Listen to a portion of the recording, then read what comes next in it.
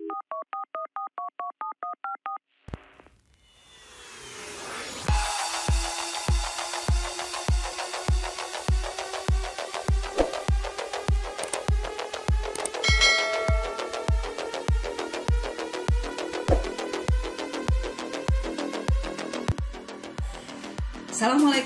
warahmatullahi wabarakatuh. Selamat jumpa anak-anak semuanya, kelas 7 SMP Kota Padang. Selamat, kalian sudah diterima di sekolah yang kalian inginkan. Mudah-mudahan kebahagiaan, kegembiraan, semangat yang tidak pernah mundur mewarnai kehidupan pembelajaran kalian selanjutnya. Pada hari ini, kita pertama kali belajar PPKN, Pendidikan Pancasila dan Kewarganegaraan. Nah, untuk itu, Ibu sangat berharap kalian bisa memahami dan menyimak materi kita satu persatu yang akan disajikan setelah ini. Ibu selalu akan mengingatkan kalian 3M, pesan Ibu: memakai masker, mencuci tangan, dan jaga jarak, jauhi kerumunan. Baiklah anak-anak semuanya, sebelum belajar kita akan berdoa terlebih dahulu sesuai dengan agama kita masing-masing. Baiklah, kita akan membaca basmalah terlebih dahulu. Bismillahirrahmanirrahim. Pembentukan BPUPK. Kompetensi dasar 31 menganalisis proses perumusan dasar negara. Indikatornya adalah menjelaskan pembentukan BPUPK. Yang kedua, menceritakan latar belakang pembentukan BPUPK. Yang ketiga, menentukan tujuan pembentukan BPUPK.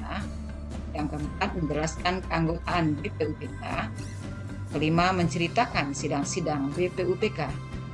Yang keenam, membiasakan perilaku bertanggung jawab di dalam kehidupan. Sedangkan materi kita hari ini, yang pertama pembentukan BPUPK, yang kedua latar belakang pembentukan BPUPK, yang ketiga tujuan pembentukan BPUPK, yang keempat keanggotaan BPUPK, yang kelima sidang-sidang BPUPK. Nah, kita mulai dari sejarah. Penjajahan Belanda berakhir di tanggal 8 Maret 1940 setelah Jepang menang di dalam Perang Dunia Pertama melawan Sekutu. Kedatangan Jepang disambut baik oleh bangsa Indonesia untuk pertama kalinya karena propaganda gerakan 3A, yaitu Jepang Pelindung Asia, Jepang Cahaya Asia, dan Jepang Pemimpin Asia. Ternyata penjajahan Jepang lebih kejam dari penjajahan Belanda karena beberapa penyiksaan yang dilakukan oleh Jepang selama 3,5 tahun. Antara lain, pemusa, pengambilan paksa, dan perbudakan paksa. Di saat Perang Dunia Kedua, Jepang mulai terdesak. Pihak sekutu, yakni Inggris, Amerika Serikat, dan Belanda, melakukan serangan balasan. Pada tahun 1944, daerah jajahan Jepang satu persatu direbut oleh sekutu. Jepang semakin terdesak dan meminta bantuan pada rakyat Indonesia dalam melawan sekutu. Pada tanggal 12 Agustus 1945, Insinyur Soekarno, Dr. Andes Muhammad Hatta, dan Dr. Lejiman Widodiningrat diundang oleh Panglima Angkatan Perang Jepang di Asia Tenggara, yakni Marsikal Terauchi yang berada di darat Vietnam. Dan pada saat itu Jepang berjanji memberikan kemerdekaan untuk Indonesia dengan membentuk suatu badan, yakni BPUPK. BPUPK adalah Badan Penyelidik Usaha-Usaha Persiapan Kemerdekaan untuk Indonesia, atau dikenal juga dengan Bokuritsu Jumbosu Sakai, yang dilantik oleh Jepang pada tanggal 28 Mei 1945 di Gedung Chosangi, yang sekarang terkenal dengan nama Gedung Pancasila. Kita lihat latar belakang pembentukan BPUPK oleh Jepang. Yang pertama, di mana kedudukan Jepang yang sudah semakin terancam waktu Perang Belanda melawan Sekutu. Sedangkan yang kedua, Jepang ingin mempertahankan sisa-sisa kekuatannya dengan cara memikat hati rakyat Indonesia. Sedangkan yang ketiga, Jepang ingin melaksanakan politik kolonialnya. Tujuan pembentukan BPUPKI yang pertama adalah menyelidiki dan mempersiapkan proses kemerdekaan Indonesia. Dan yang kedua, menarik simpati rakyat Indonesia agar membantu Jepang dalam perang melawan Sekutu.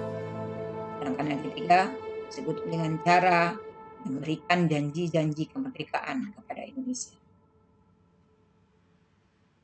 BPUPK beranggotakan 62 orang yang terdiri atas tokoh-tokoh bangsa Indonesia, ditambah dengan 7 orang anggota perwakilan dari Jepang. Dan perwakilan ini anggota istimewa, mereka tidak punya hak suara. Kita bertugas sebagai pengawas. Ketua BPUPK terpilih waktu itu adalah Rajiman Wedio Diningrat.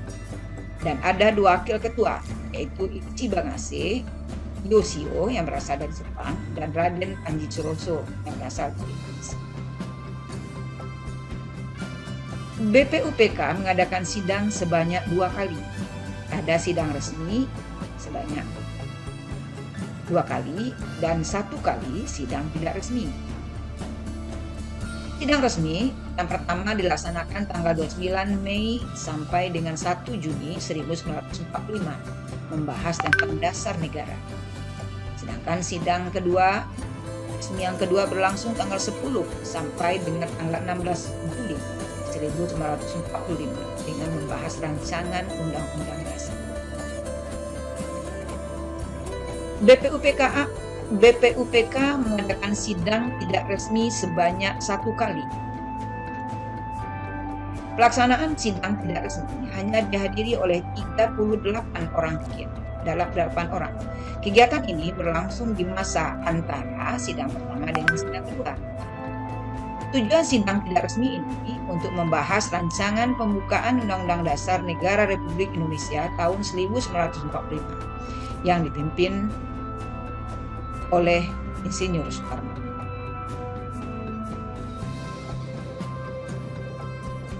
Pada saat sidang diwarnai oleh perbedaan pendapat, namun dengan kebesaran, kematangan jiwa, dan sikap menenggang atau rasa toleransi antara satu yang sama lain di antara peserta sidang yang cukup tinggi, maka memudahkan dalam mencari permufakatan.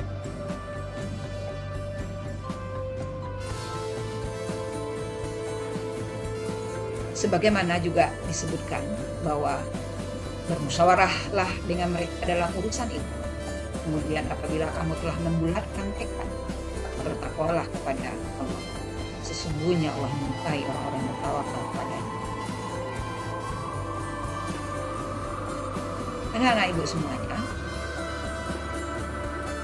bermusyawarahlah merupakan cara yang paling tepat di dalam menyelesaikan perbedaan pendapat, baik di dalam keluarga, sekolah, dan juga di masyarakat. Jadi, selalulah bermusyawarah dalam mencapai keputusan. Jangan bertengkar apabila terjadi perbedaan pendapat. Baiklah anak-anak ibu semuanya, kita sampai ke aktivitas siswa. Sebelumnya anak-anak telah memahami dan menyimak pembentukan BPUPK. Nah, sekarang coba cari minimal 5 orang anggota BPUPK sekaligus biodatanya, mulai dari nama, tempat tanggal lahir, asal daerah, pendidikan, pengalaman kerja, dan pengalaman organisasi. Tulis di cerita tersebut di buku tugasmu ya, dan serahkan ke gurumu masing-masing. Demikianlah pembelajaran kita hari ini. Semoga anak-anak semua tumbuh menjadi pribadi yang selalu bermusyawarah dalam mengambil keputusan. Jumpa dalam pembelajaran berikut. Assalamualaikum warahmatullahi wabarakatuh.